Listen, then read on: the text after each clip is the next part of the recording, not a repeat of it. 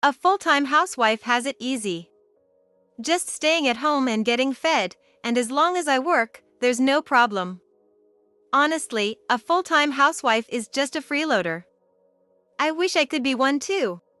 My husband, Sean, his face flushed from drinking, said this. In contrast, the faces of the relatives around us turned pale. Today, I was attending a gathering at my husband's family home, but I could only sigh at his behavior. I calmly said without getting angry, Sean, I'm not a full-time housewife. I've been working since a month ago. What? What are you talking about? There's no way a slowpoke like you can work. Are you drunk? Don't underestimate the working world. Though it was my husband who was drunk, I kept my composure despite my irritation. My husband knew nothing, but I knew everything. I had always gone along with what my husband said, but I planned to end that today. With quiet anger and determination, I turned to face my husband. Hearing Sean's outrageous comments, my in-laws sensed the tension and approached our table. Sean, what are you saying? Today is a gathering to celebrate Julia's new job. You knew that, didn't you? This dinner was actually a slightly belated celebration of my new job. I hadn't told my husband about the nature of this gathering. His expression changed. However, he still didn't believe that I was actually working. There's no way you could be working. Even if you were, it's not right that you haven't told me, the one who's been providing for you. That's not true, Sean. I really am working. My husband, his face red with anger, yelled at me, but I calmly rebutted. Unable to accept my words, Sean started boasting about himself. Listen, unlike you, I'm an elite employee at a big company with a high income. I'm trusted by my subordinates, superiors, and especially the president. I'm on the fast track to promotion. I'm the one earning the high income that supports us. If people know you're working, they'll think I'm not earning enough. So, you don't need to work. If you're working behind my back, I won't tolerate it. What do you mean you won't tolerate it? What exactly will you do? Obviously, I'll kick out any freeloading woman who doesn't listen to me. And I won't give you any money. Then let me ask you this, why is the money from your high-income job disappearing? Sean, who had been laughing, looked a bit troubled when I asked him calmly. He seemed confused by my unusual demeanor. At this point, my father-in-law, who had been listening, asked, What do you mean? Is it true that the money Sean earned is gone? Father-in-law, the truth is, our savings are completely gone. Even though Sean has a high income, there's no money left. This is one of the main reasons I started working. There's no money left in your savings? My father-in-law muttered in disbelief.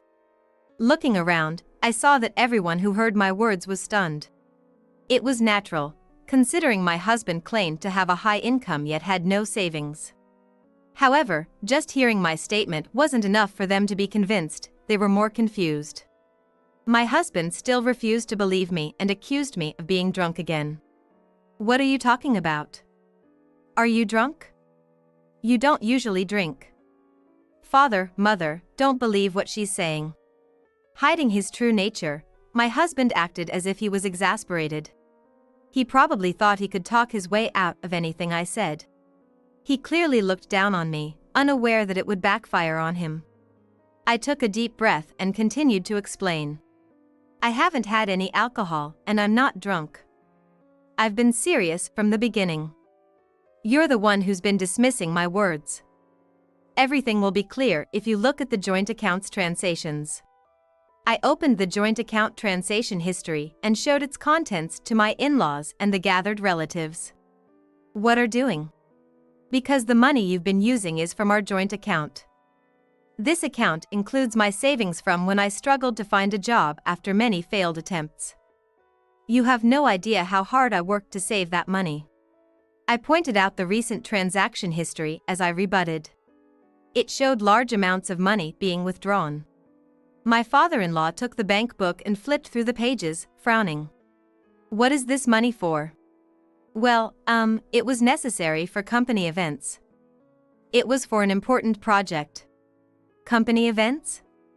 There are months where you've spent $20,000. There's no way you'd need that much for company events or projects. My father-in-law's reasonable doubt and anger were evident. Caught off guard by it, my husband, looking panicked, tried to cover up with excuses. That month, there was a significant client entertainment and project-related expenses. It was unavoidable. You say it was unavoidable, but using the money Julia worked so hard to save is too much. This makes me question your character. And there's almost no money left. What did you really spend all that money on? We need an explanation that makes sense. A grown man being scolded by his own parents, just like a grade schooler getting in trouble for spending all his allowance without planning.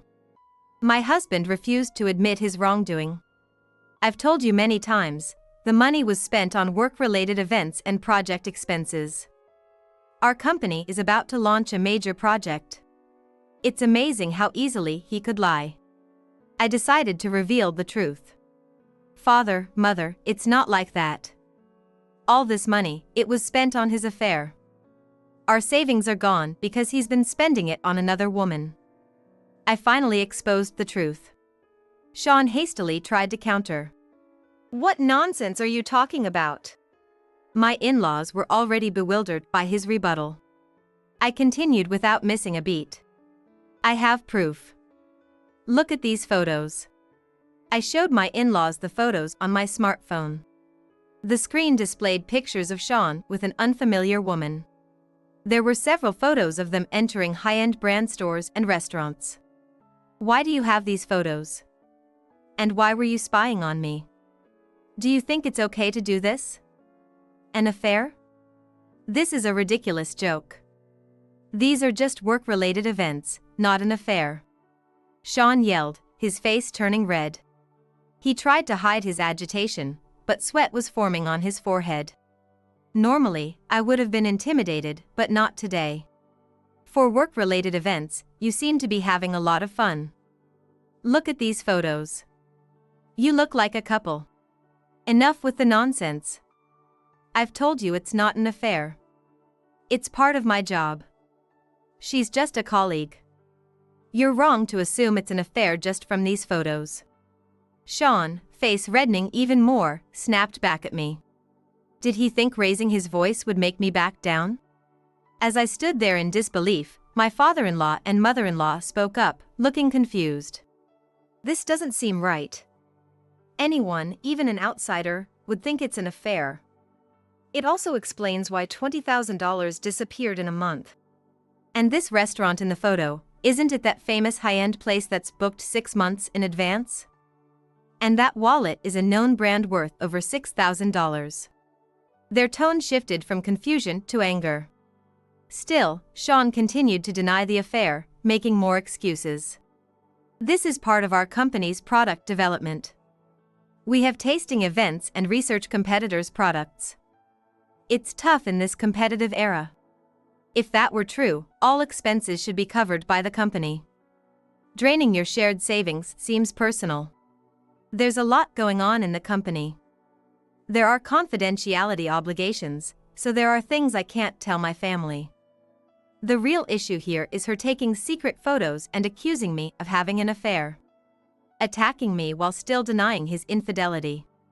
But I knew he was lying. The one clearly doing something wrong is you. Stop lying. You keep saying she's a colleague, but she isn't, is she? What? How would you know that? Are you saying you know all my colleagues? That's impossible. Don't make baseless accusations. You're right, I don't know your colleagues. But I know this woman isn't one of them. She's my colleague. I work at your client's company. Sean was stunned into silence. Yes, his mistress was an employee of his client. And I had started working at his client's company. So, the woman in the photos was not his colleague. No matter how many lies and excuses he made, he couldn't escape the truth. After a moment of silence, my husband responded. What are you talking about? That's made up, nonsense. He was panicking, unable to accept reality. My in-laws and relatives were also visibly shaken, listening intently to my story. I've suspected your affair for a while. Our savings kept dwindling, and your behavior changed. Moreover, you started going out more often and stopped contributing money to the household. I knew something was wrong. I explained that I had asked someone to investigate his affair, and it turned out his mistress was an employee of his client company. Everyone was astonished that I had been acting behind the scenes. To my relatives, I was the quiet one, and it was hard for them to believe I could do something so bold. I had always had low self-esteem. I lacked the confidence to speak my mind. Repeated failures in job hunting had further eroded my confidence. That's why I had always gone along with my husband, but I was now determined. I took a deep breath and continued. After discovering the affair, I decided to get a job at your client company for revenge. I wanted to pressure you and your mistress. Despite my numerous job search failures, I got hired immediately this time. Anger is a powerful motivator. It made me realize I could achieve anything. I could clearly see the moment my husband's expression froze even more. He fell into a deeper panic and was at a loss for words. It's Anna, isn't it? Your mistress's name. I know everything. There's no point in denying it. I've met Anna many times as a colleague. Of course, she doesn't know I'm your wife. How does that make you feel? The moment I mentioned Anna's name, I saw the blood drain from my husband's face. There were murmurs of surprise among the relatives. Sean couldn't hide his panic and weakly countered. So what? It's just a coincidence. Coincidence? No, Sean. As I said, I intentionally got a job at that company. I wanted to see with my own eyes how much you were deceiving me. I have the right to know everything. I've heard about you from Anna too. His words had lost all power. He was so panicked that his mind seemed scrambled. My in-laws and relatives wore expressions of disappointment. It was no wonder, given that his affair had been confirmed right before their eyes. I began to suspect the affair when Sean started to change and mistreat me. Relatives, think back. When he was drunk, didn't he say honestly, a full-time housewife is just a freeloader? That wasn't just the alcohol talking, he said it all the time. He also called me a parasite living off him. At these words, my husband finally hung his head. The gazes from my in-laws and relatives grew colder and colder. When we first got married, Sean was gentlemanly and kind. I didn't realize he was such a jerk. After we got married, he started showing his true colors, hurling abusive words whenever something displeased him. Whenever I complained even a little, he threatened me with divorce. You may not know this, but I always cried alone. I noticed my tone was getting heated, so I took a deep breath to calm myself. One day, this life continued, and you started going out more and spending money without telling me. You also stopped contributing to the household funds. When your behavior started changing, I began to suspect an affair. You took advantage of my inability to respond, trying to control me. But it's all over today. As everything became clear, the room fell into a heavy silence. Breaking the silence, my father-in-law stood up and addressed Sean. Sean, what have you been doing? Not only an affair but also mistreating your wife, and covering it up with lies and excuses. Do you have any idea how wrong this is? Yes, do you realize how terrible your actions are? It's embarrassing for a grown man to behave this way. Sean just hung his head, unable to say anything. In the heavy atmosphere of the room, Sean continued to remain silent. I addressed the relatives. Sean told me I was underestimating society. But who was actually underestimating society?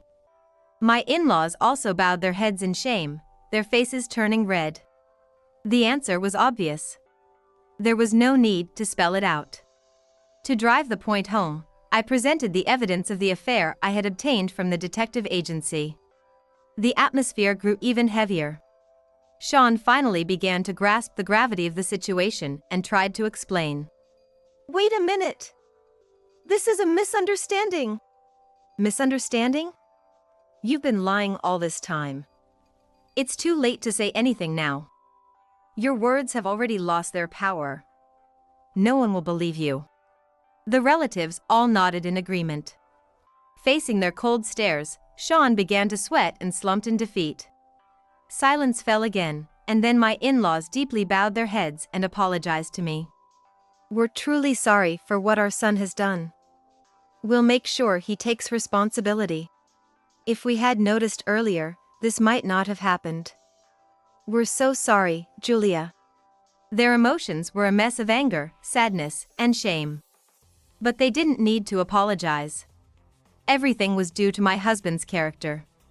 I immediately took the next step. Since the affair is confirmed, I need you to sign the divorce papers. I'll also be claiming alimony. If you have any complaints, talk to this lawyer. You'll be contacted soon.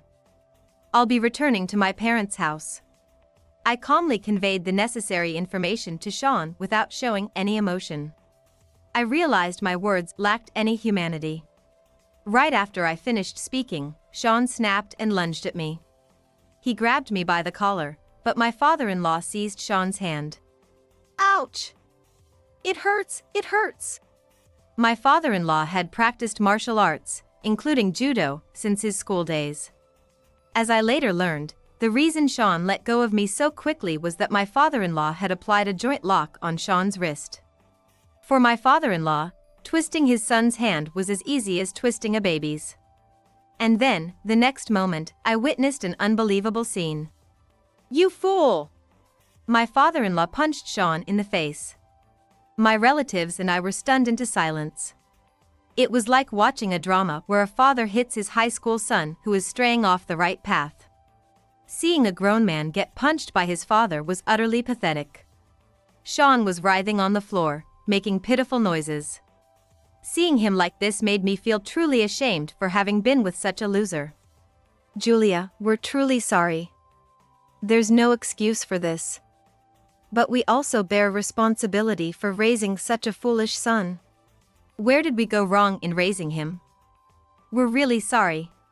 My in-laws bowed deeply, pressing their heads to the floor in apology. Next to them, Sean was being forced into a bow by his father, who had grabbed his head. It was like a child being scolded for mischief. This was fitting for a man who couldn't distinguish between right and wrong. He always bragged about being an elite. How pathetic. Right after the bow, Sean pushed his father's hand away, stood up, and began to rant. Listen up. Unlike you all, I'm an exceptional person. That's why I can do whatever I want. No one paid attention to the man who spent $20,000 in a month. But Sean didn't stop, continuing his tirade. Father, mother, and Julia. How much do you make a month? Not as much as me, right? Of course not. Losers like you can't compete with me. Anna is just as exceptional as I am. That's why I'll leave Julia and marry her. Quit whining about a little affair. Disown me if you want. I can live on my own. You must be very confident, Mr. Elite. But are you sure you won't regret saying all this? Regret? No way, idiot. Let me tell you this clearly. You're like my slave. I married you because you were weak. I thought I could control you with a bit of kindness. Don't dare to defy me, you'll regret it. Sean laughed loudly, and I was left in utter disbelief. He was beyond redemption as a person. Moreover, he had no idea what was coming. I prepared to deliver my final blow. Sean, there's one more important thing I need to tell everyone. Sean's crazed defiance turned into a tense expression at my words. My in-laws and relatives watched me, wondering what would happen next. Sean's mistress, Anna, is actually someone very important. She's the daughter of your company's president. The room erupted in gasps of surprise. Sean's face changed, and he looked at me in sudden realization. What nonsense is this? Anna never mentioned she was the president's daughter. Of course, she didn't. Anna wants to succeed on her own without relying on her father's influence. she's kept her identity a secret. My father-in-law asked a question. But how do you know such an important detail, Julia? I heard it directly from Anna. We became close after talking about our shared hobbies. Of course, I approached her with a plan in mind. One day, during our usual chat, Anna shared her dream of succeeding without her father's help. My in-laws and relatives listened, now understanding. Sean's face was filled with despair. I delivered the final blow. I will report your affair to your company's president. I don't know how highly you're regarded at work, but all your trust and status will crumble. And I also know you lied to Anna, saying you were single. Imagine the fallout from deceiving the president's daughter. Immediately, Sean panicked and finally began to beg for mercy. He seemed terrified of losing everything he had built up. But I showed no mercy. I intended to expose not only his affair but also his true nature. That would surely end the relationship between him and Anna. He had said, "I'll never regret this." But I would make sure he regretted it deeply. I had been preparing for this moment for a long time. Wait, Julia. I was wrong. I admit everything. I'll apologize, just please forgive me. I didn't know anything. Please, don't report this to the president. Sean, do you think an apology will fix everything? Your affair, your treatment of me, how many people do you think have been hurt? Even if you apologize, your actions and words won't disappear immediately. Unfortunately, it's already too late. I told him calmly, as if looking at something filthy. Sean, flustered, begged my in-laws and relatives for help, but they all stood by my side. Father, mother, please help me. If I lose my job, I can't survive. I won't be able to pay alimony. Sean cried and pleaded, but my in-laws coldly pushed him away. Sean, now you understand how wrong you've been. We can't stay by your side any longer. From now on, we are severing all ties. You're disowned, never show your face to us again. My father-in-law spoke sternly. Crying and relying on your parents, how pathetic. Instead, pay Julia the alimony and atone for your sins properly. I quietly stood up from where my husband lay, crying and bowing his head to the floor, and walked out of the room. Sean, surrounded by relatives, tried to say something, but the words wouldn't come. He could only watch my back as I left. This is the end, Sean. There's nothing left between us. I'm going to live a new life. My relatives expressed their support for my decision with sympathetic looks. In the end, Sean lost everything, and I gained my freedom. Months passed, and my life changed drastically. After divorcing Sean, I gained my freedom and embraced a new beginning. I accepted my in-laws' apologies, which deepened our relationship and became a source of support for me. Starting my new life, I finally realized what I truly wanted. Freedom, self-respect, and time with loved ones. I cherished these newfound values. One day, my in-laws visited me. They began to talk about Sean's current situation. Sean had lost the trust of his company and his position deteriorated, eventually leading him to resign voluntarily. Mentally broken, he couldn't find a new job and became a recluse. He had broken up with his mistress and was now living a lonely life. He was a far cry from the person who once proclaimed himself to be an exceptional man. Sean has lost everything and deeply regrets it now. I think it was a good lesson for him. I expressed my gratitude to my in-laws and shared my resolution. I won't look back at the past anymore. I'll focus on living in the present. After that, I became active in my local community, spending time meeting new friends and pursuing hobbies. One day, I met someone by chance with whom I felt a deep connection, and eventually, we got remarried. My new husband was understanding, and we built a relationship based on mutual respect. Now, I feel a sense of peace and satisfaction that I never had in the past. Not everything that happens in life can be fully understood. But with time, the meaning often becomes clear. Perhaps my marriage to Sean was part of that journey. I had always lacked confidence in myself. But it's up to me to shape my own life. I want to cherish myself and walk forward into my new life.